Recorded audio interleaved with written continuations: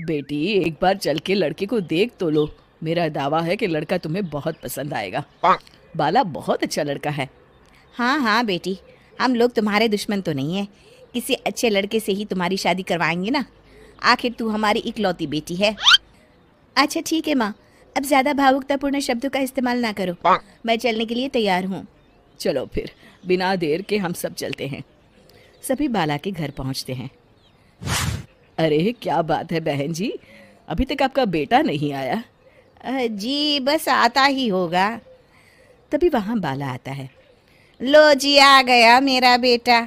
ये लोग तुझे देखने आए हैं और ये इनकी बेटी नम्रता है। बाला के सर पर बिल्कुल बाल नहीं होते। ये देख नम्रता और उसके परिवार वालों की आंखें फटी की फटी रह जाती है। ये तो टकला है। हे भगवान, माँ पिताजी, आप दोनों एक टकले से मेरी शादी करवाने वाले थे। अरे ये तो पूरा उजड़ा चमन है। देखो बेटी, इस तरह किसी का मजाक उड़ाना गलत है। किसी के बारे में इस तरह की बातें नहीं करते। बालों का क्या है, वो तो आते जाते रहते हैं।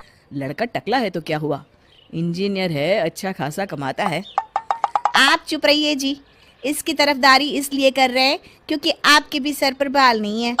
मैंने तो आपसे शादी कर ली, मगर मैं अपनी बेटी की शादी एक टकले से बिल्कुल नहीं करवाऊंगी। अरे ये क्या, कब से आप लोगों ने टकला टकला लगा रखा है? और माफ करना, तुम भी कोई हूर की परी नहीं हो। तुम लोग मेरे घर में आकर मेरी ही बेइज्जती कर रहे हो। निकल जाओ यहाँ से। हाँ हाँ तो जा रहे हैं ना, हमें भी यहाँ रुकने का कोई शौक नहीं है। नम्रता और उसके परिवार वाले उठकर वहां से जाने लगते हैं। तभी नम्रता का छोटा भाई जाते जाते कहता है, टकला। तेरा बाप टकला। और इस तरह बाला का रिश्ता टूट जाता है। फिर एक दिन सड़क के किनारे एक आदमी घूम घूम कर कंधी बेच रहा होता है। कंधी ले लो, कंधी, एक से बढ़िया एक कंघी ले लो, नए जमाने की कंघी ले लो। अरे भाई ये ले लो। घूमते घूमते वो बाला के पास पहुंच जाता है। अरे भाई साहब, कंधी लोगे क्या? ये लो। तभी उसकी नज़र बाला के सर के ऊपर पड़ती है। अरे माफ़ करना भाई साहब, आप इसे लेकर क्या करोगे? आपके सर पर तो बाल ही नहीं है। आपका तो स्टेडियम पूरा खाली है। चलता हूँ। कंधी ले लो, कंधी ले लो। कंधी वाले की बातें सुनकर बाला को बुरा लगता है। उस समय बाला को ऐसा महसूस होता है कि उसके लिए दुनिया में सबसे कीमती कोई चीज़ अगर है तो वो सिर्फ बाल है।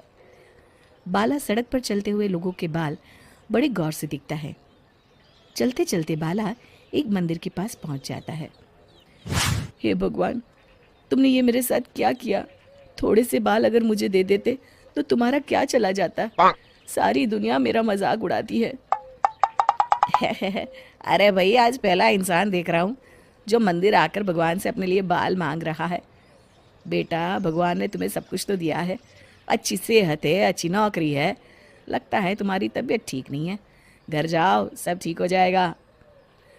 बाला वहाँ से चला जाता है।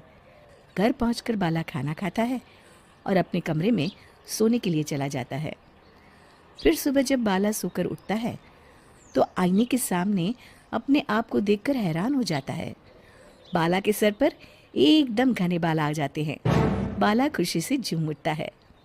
अरे ये तो चमत्कार हो गया, मेरे सर पर बाल आ गए। लेकिन ये हुआ कैसे?